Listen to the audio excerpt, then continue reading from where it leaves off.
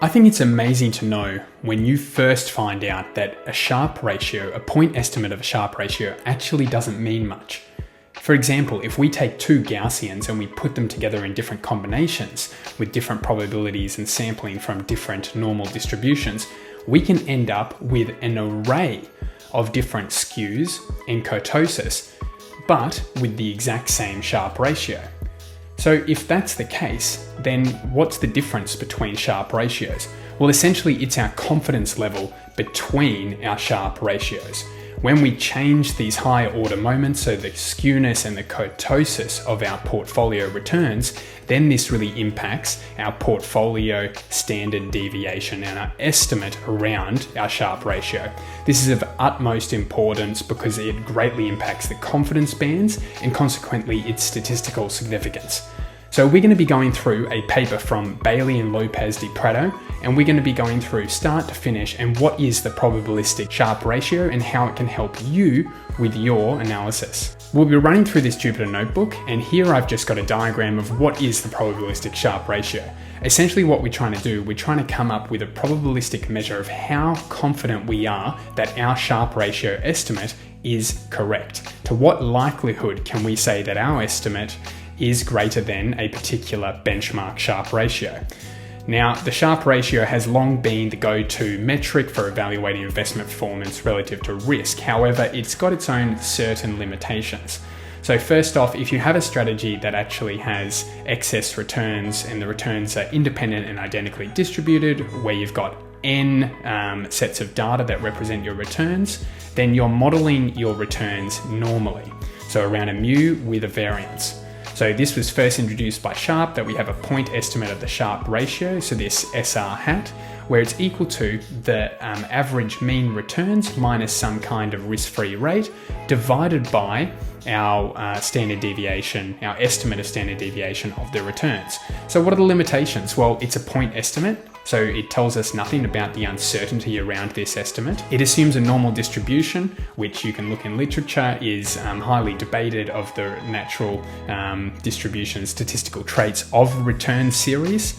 It's inadequate for nonlinear strategies, penalizes upside volatility, and it's sensitive to timeframes. What do I mean by sensitive to timeframes? I mean that due to aggregation of returns like is done for hedge funds and superannuation funds and other portfolio management funds, where they're only publishing returns data, for example, over a quarterly basis, like the 13Fs, here this aggregation actually reduces the number of data points that we have to judge returns, and therefore it affects our statistical significance. So let's understand the background of where the probabilistic Sharpe ratio came from. So first off, Lowe published in the Statistics of Sharpe Ratios paper that assuming IID normal returns, so independent and identically distributed returns with a skew of 0 and kurtosis of 3, an estimated Sharpe ratio would follow a normal distribution with standard deviation.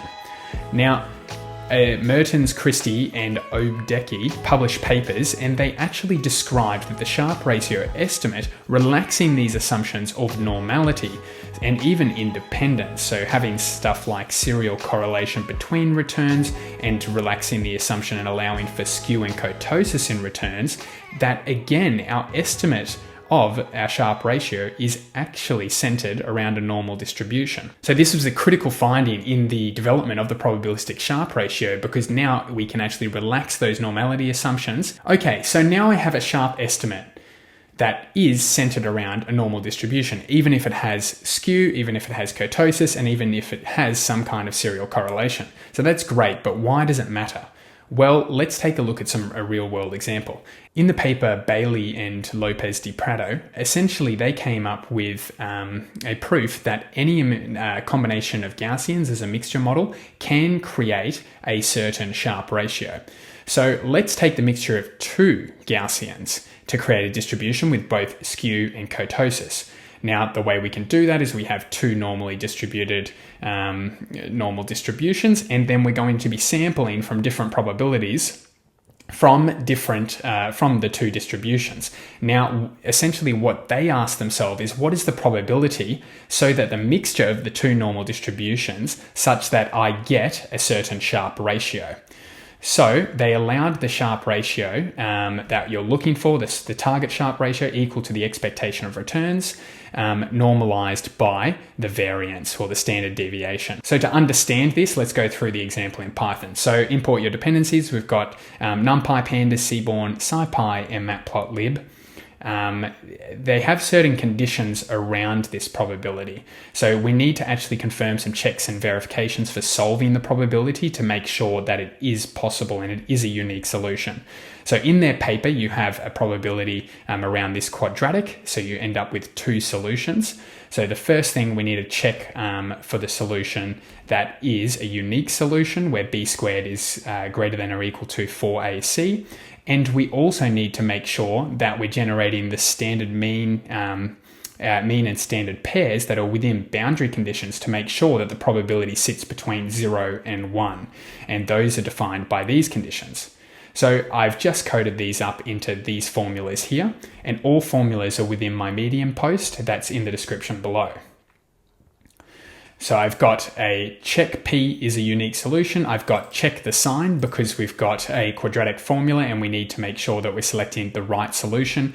And we've got to confirm P boundaries.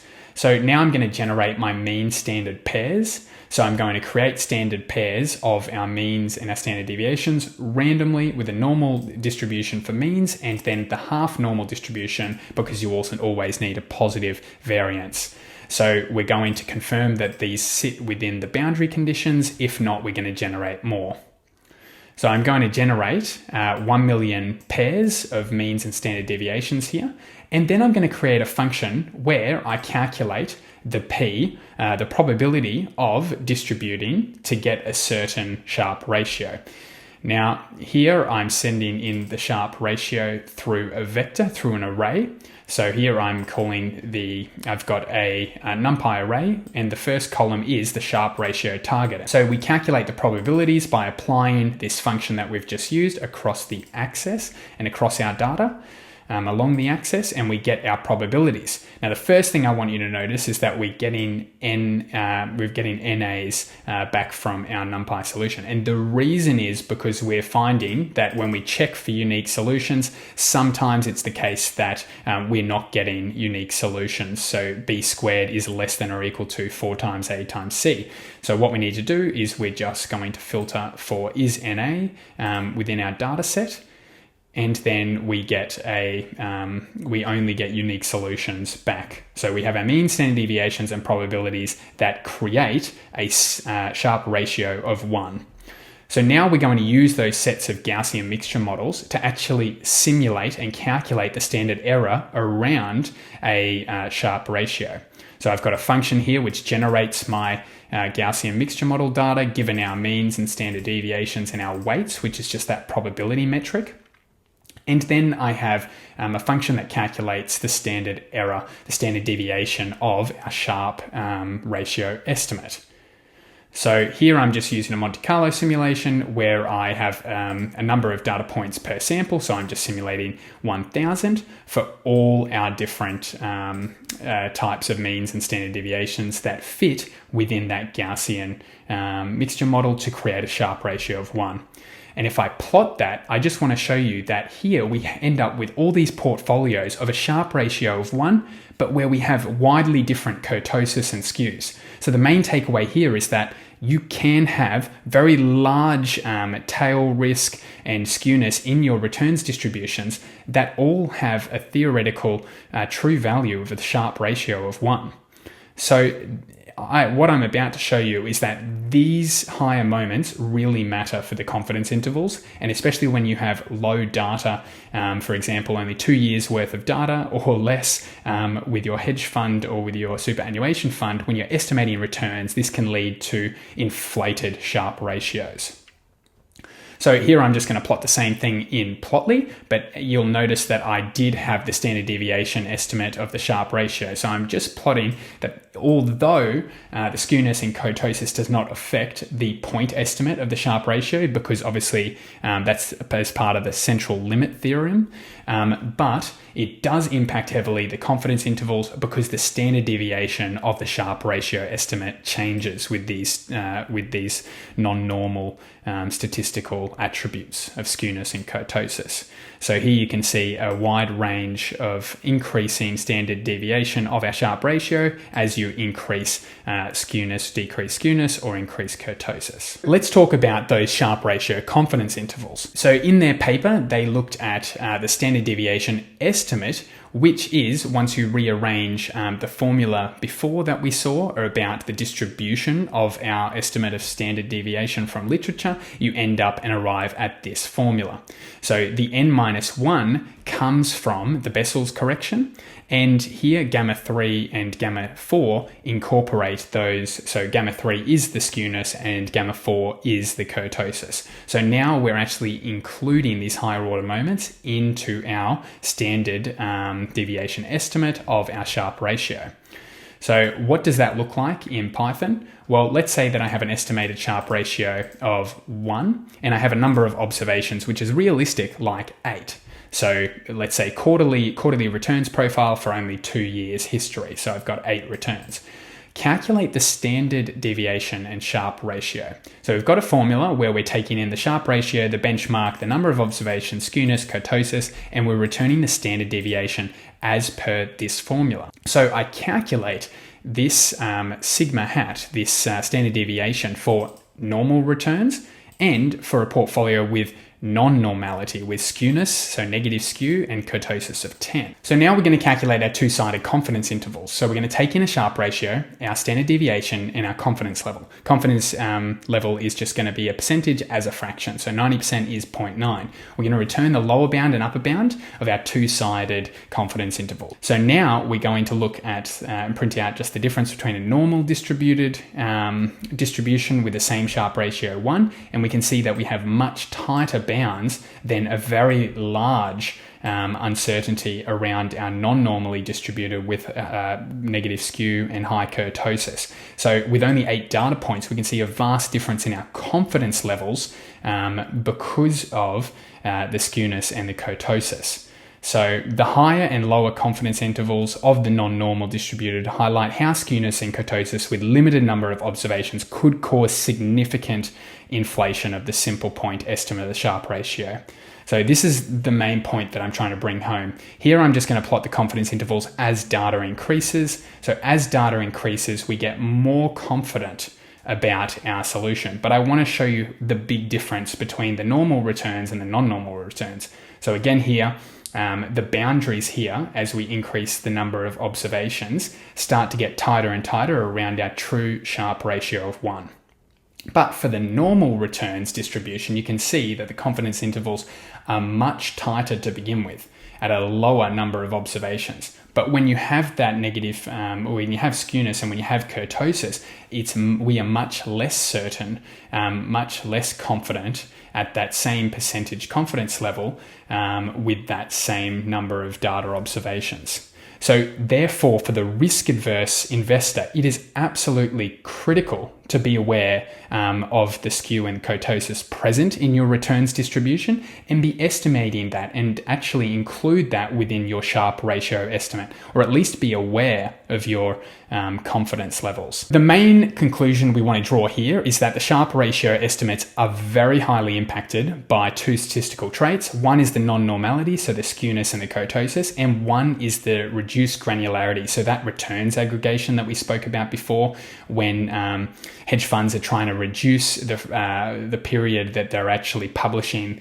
their returns, and therefore we have a lower number of observations to calculate the Sharpe ratio or estimate the Sharpe ratio. So let's talk about the probability Sharpe ratio now. This was developed in Bailey and Lopez de Prado's paper, and essentially they're trying to come up with a metric that incorporates this uncertainty. So they asked the question, what is the percentage likelihood that our actual estimate Sharpe ratio is greater than a benchmark Sharpe ratio? So the probability that our benchmark Sharpe ratio is less than or equal to our estimated Sharpe ratio. And here we're just taking the integral of the interval from our estimated Sharpe ratio down to negative infinity across the PDF of the Sharpe ratio given our benchmark Sharpe ratio and our estimated standard deviation. So all we need to do is integrate over the PDF and we get that our estimate of the probability Sharpe ratio for a certain benchmark is equal to the cumulative distribution function with our parameters in here. So we've got the difference between our estimate Sharpe ratio and our benchmark, and we've just divided it by the standard deviation estimate. So our Bessel function square root n-1 has ended up coming to the top, and then we had our numerator before of our standard error distribution that we talked about before. So all I'm going to do here is I'm going to calculate that in Python. I'm going to write the function. We're going to bring in Sharpe ratio, benchmark Sharpe ratio, number of observations, skewness and kurtosis, and we're going to report the probability Sharpe ratio. So just using the stats normal cumulative distribution function of the difference between our Sharpe ratio estimate and our benchmark Sharpe ratio divided by the standard deviation, the volatility. So just showing an example there, if we had a strategy Sharpe ratio estimate of 0.5, a benchmark of 0.3, skewness of minus 0.2, and a kurtosis of 3.5, and a number of observations that's extremely high, so let's say this is just 1 year, but 252 trading days, we're very confident that our Sharpe ratio is greater than our benchmark Sharpe ratio of 0.3 and would be 99.7% confident. Now let's talk about a trickier situation than the one where we have high amounts of data. So here we had 252 observations. More likely we have something like 8. So here we're going to talk about two portfolios with the same true Sharpe ratio. The same true Sharpe ratio is going to be 1.5. So a very good Sharpe ratio. We're going to have returns that are normally distributed for one of the portfolios and returns that are non-normally distributed with a skew of minus 1.2 and a kurtosis of approximately 5.3. So the way we're going to create this non-normally distributed IID process is we're going to use the Gaussian mixture model again, as we had before. So here I just need to calculate the probability, again using the formulas before from the paper from Bailey and López de Prado to get my true Sharpe ratio of 1.5 for this non-normal distributed portfolio. So essentially, once I calculate this, and I've just chosen a mean for my normal distribution as 0.4, so 40% annualized returns, and then therefore I can change the scale to then get my desired Sharpe ratio for my normal. So all I'm doing is taking the mean and divide it by 1.5 to get my standard deviation. And here I can just plot what those two portfolio returns would look like. So essentially, without my two Gaussian distributions, I've got this green Gaussian distribution down here at only an 8% probability that I'm sampling from it. So this is a very realistic scenario where you've got some kind of portfolio manager who has this really, a small chance of very low returns. So we've got large tail risk, but it's at a low probability that we're actually going to be drawing from this, so 8% of the time, versus this Gaussian 1 process where we've got nice positive returns, and then the combination of this Gaussian mixture model is in blue, and you can see that it's just following those two distributions.